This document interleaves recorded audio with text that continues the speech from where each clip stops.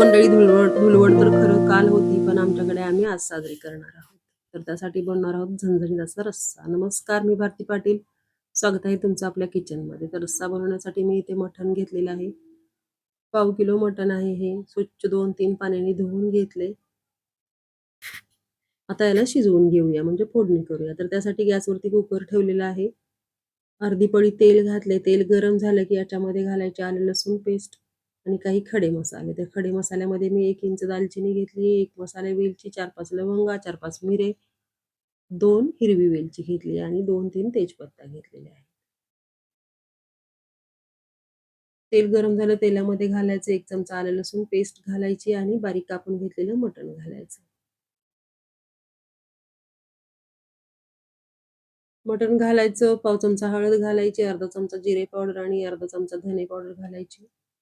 थोडंसं मीठ घालायचं. 5 मिनिटं छान असं वाफवून घ्यायचं. गरम मसाला नाही वापरत मी, खडे मसाले घातलेले आहेत आणि मी जी जिरे पावडर घरी तयार करते त्याच्यामध्ये काही गरम मसाले वापरते.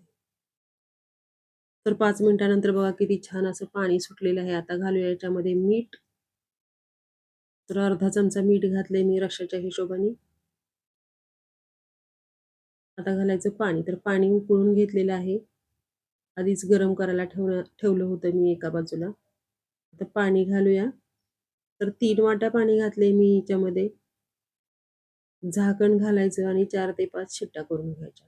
एखादी शिट्टी जास्तच करायची, कारण मटण शिजायला थोडासा वेळ लागतो. तोपर्यंत मसाल्याची तयारी करूया. तर कोथिंबीर घेतलीये, 1 कांदा घेतलाय मध्यम आकाराचा, अर्धी वाटी खोबरं आणि थोडंसं छोटंसं टोमॅटो घेतलेलं आहे आणि थोडेसे खोबऱ्याचे काप होते ते सुद्धा घेतलेले आहेत. थोडे म्हणजे अगदी थोडे आहेत, 7-8 असतील आणि याच्यामध्येच आहेत 7-8 लसणाच्या पाकळ्या आणि ही नेहमीची सुरी, जी खूप जास्त काम करते. स्वस्त आणि मस्त. खूप आवडते मला ही सुरी, पटकन कापले जातात टोमॅटो, कांदा वगैरे. तर कुकरची शिट्टी होतीये, तोपर्यंत हे चिरून झालेलं आहे माझं. आता आपण हे भाजून घेऊया. तर गॅसवरती तवा ठेवलाय. तवा गरम झाला की सुरुवातीला कांदा घालायचा. कांदा घातला की थोडंसं तेल घालायचं चमचाभर. कांदा छान भाजला जातो. सुरुवातीला आधी कोरडा कांदा भाजून घ्यायचा थोडासा आणि नंतर तेल घालायचं. तर चमचाभर तेल घातले, म्हणजे छोटा पोहे खायचा चमचा. कांदा छान म्हणजे हलकासा रंगावर आला की खोबरं घालायचं आणि खोबऱ्यासोबत कांदा लालसर रंगावर येईपर्यंत भाजून घ्यायचा. सोबतच लसणाच्या पाकळ्या घेतलीत मी 7-8, त्यासुद्धा घातलेत आणि कांदा टोमॅटो सुद्धा घातलेत. कांदा आणि खोबरं व्यवस्थित लाल झाले की त्याच्यामध्ये मग टोमॅटो आणि कोथिंबीर घालायची आणि छान असं भाजून घ्यायचं. थंड झाल्यावरती मिक्सरच्या भांड्यामध्ये घालून वाटण करून घ्यायचं. तोपर्यंत आपल्या इकडे कुकरच्या शिट्ट्या झालेल्या आहेत आणि त्याच्यामध्ये मी अजून थोडं पाणी ॲड करून एकीकडे उकळायला ठेवलं आहे. तोपर्यंत आपण रश्श्याची फोडणीची तयारी करूया. गॅसवरती पातेलं ठेवले, तेल घातले. आता मी जवळजवळ अर्ध्या पळीला थोडंसं जास्त तेल घातलेलं आहे. मसाला सुद्धा वाटून घेतलाय. तेल गरम झाले, आता घालायचं आलं लसूण पेस्ट. अर्धा चमचा आलं लसूण पेस्ट घातलीये. वाटून घेतलेला मसाला घालायचा. मसाला छान असा बारीक वाटून घ्यायचा. तर 3 चमचे मसाला, म्हणजे पोहे खायचे 3 चमचे मसाला घेतलेला आहे मी. थोडासा मसाला सुक्क बनवण्यासाठी ठेवलेला आहे. मसाला छान तेल सुटेपर्यंत भाजायचा. आता घालायचं याच्यामध्ये पाव चमचा हळद परत एकदा घालायची. अर्धा चमचा धने पावडर, अर्धा चमचा जिरे पावडर, थोडासा गरम मसाला. चांगलं परतून घ्यायचं मिनिटभर. आता घालायचं याच्यामध्ये थोडीशी मिरची पावडर, लाल मिरची पावडर आणि घाटी मसाला.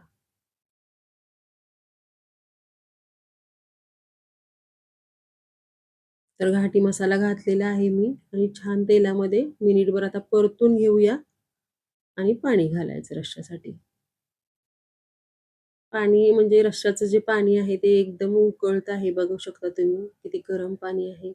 त्याच्यामुळे कट खूप छान येतो आणि चव सुद्धा खूप छान येते. आता घालूया मीठ.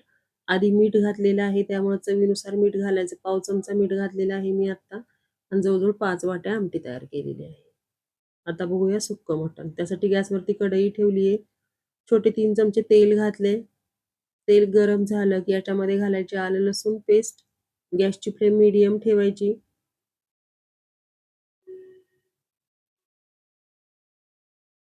एक छोटा कांदा बारीक कापून घेतलेला होता तो घालायचा. थोडीशी आलं लसूण पेस्ट भाजली की बारीक कट करून घेतलेला आहे कांदा. कांदा घालूया. कांदा आणि आलं लसूण पेस्ट छान भाजली की त्याच्यामध्ये घालायचे बाकीचे मसाले. तोपर्यंत रश्श्याला छान उकळी आली आहे. आत्तापर्यंत जवळ-जवळ 5 मिनिटं झाली आहेत. कोथिंबीर घालायची. गॅस एकदम स्लो करायचा आणि किंवा बंद केला तरीसुद्धा चालेल. तर इकडे कांदा खूप लाल झाला तोपर्यंत. आता घालूया याच्यामध्ये मसाला. तर वाटून घेतलेला मसाला घातला. 2 चमचे. थोडंसं जास्त मसाला झालेला आहे मटणाच्या हिशोबाने. मसाला घालायचा आणि बाकीचे मसाले घालायचे. तर इथे परत मी अर्धा चमचा धने पावडर, अर्धा चमचा जिरे पावडर घातली आहे. अर्धा चमचा मी गरम मसाला घातलाय. पाव चमचा हळद, अर्धा चमचा लाल मिरची पावडर आणि अर्धा चमचा घाटी मसाला. इतकाच मसाला मी वापरलेला आहे कारण मटण आपलं खूपच कमी आहे. सगळे मसाले घालायचे आणि परत तेल सुटेपर्यंत छान असं परतून घ्यायचं. तेल सुटायला लागलं की याच्यामध्ये थोडंसं पाणी ॲड करायचं आणि छान असा मसाला शिजवून घ्यायचा. तर बघा पहिलं ओतलेलं पाणी पूर्ण आटलेलं आहे. आता थोडं पाणी घालायचं आणि मटण शिजलेलं घालायचं. व्यवस्थित हलवून घ्यायचं. थोडीशी कोथिंबीर घालायची आणि झाकण घालून 5 मिनिटं याला मंद गॅसवरती शिजू द्यायचं. मीठ आपण आधीच घातलेलं आहे. रस्सासुद्धा छान तयार झालेला आहे. गॅस बंद करायचा आणि चिकन बघा, सॉरी मटण बघा, थोडंसं पाणी आहे अजून. तर परत झाकण घालून मिनिटभर मी याला शिजवणार आहे आणि मिनिटभरानंतर हे असं झालं. रेसिपी आवडली तर करून बघा. चॅनलला सबस्क्राईब करा, लाईक, शेअर आणि कमेंट करा आणि तुम्ही बघू शकता किती छान असा रस्सा तयार झालेला आहे आणि सुक्कं मटणसुद्धा. झणझणीत आणि चमचमीत. चला तर आता ताव मारूया. भेटूयात परत एखाद्या अशाच रेसिपीसोबत.